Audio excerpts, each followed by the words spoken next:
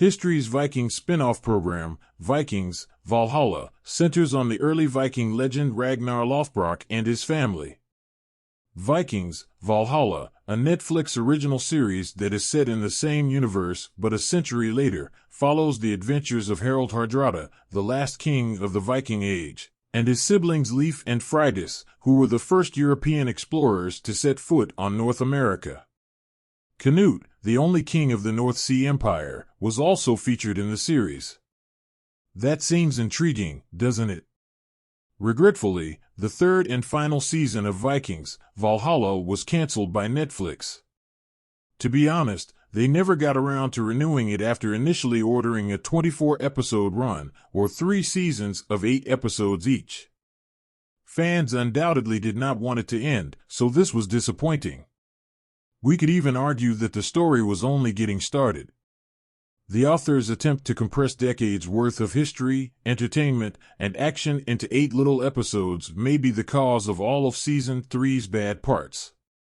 To put it more clearly, Vikings Valhalla Season 3 begins 7 years after the events of Season 2, with Harald and Leif serving in the Byzantine Empire and becoming well known for their valiant military prowess. But Leif gets a wake-up call and chooses to go in quest of a place he had seen as a youngster in order to find himself. Harald plays with fire because he has enough gold to take the throne in Norway, but he stays because he is in love with Ileana, also known as the Byzantine Empress Zoe. Meanwhile, when Magnus, Olaf's son, resolves to exact revenge on his father, Freydis and the Jomsvikings must give up their tranquil seclusion. In another scene, Emma's and King Canute's children from their past marriages are vying for the throne, and King Canute appears to be dying but is unable to choose an heir. It doesn't help that Earl Godwin, his best advisor, has different ideas about England.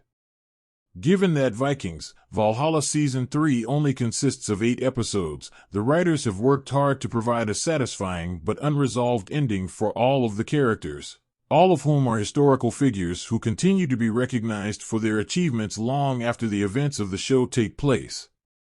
Because each of these individuals is traveling in a distinct direction but needs to reach the same place for fan service and a good conclusion, this causes an imbalance in the pacing.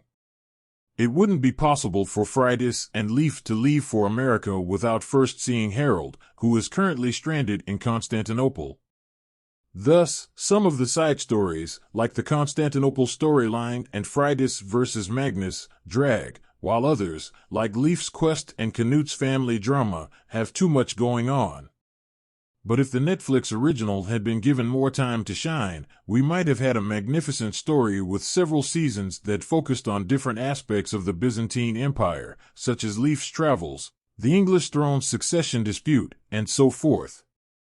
And the reason for this is that, aside from the pacing issues, the program shines in every other area, including the stunning camera work and the suspenseful, expertly choreographed action.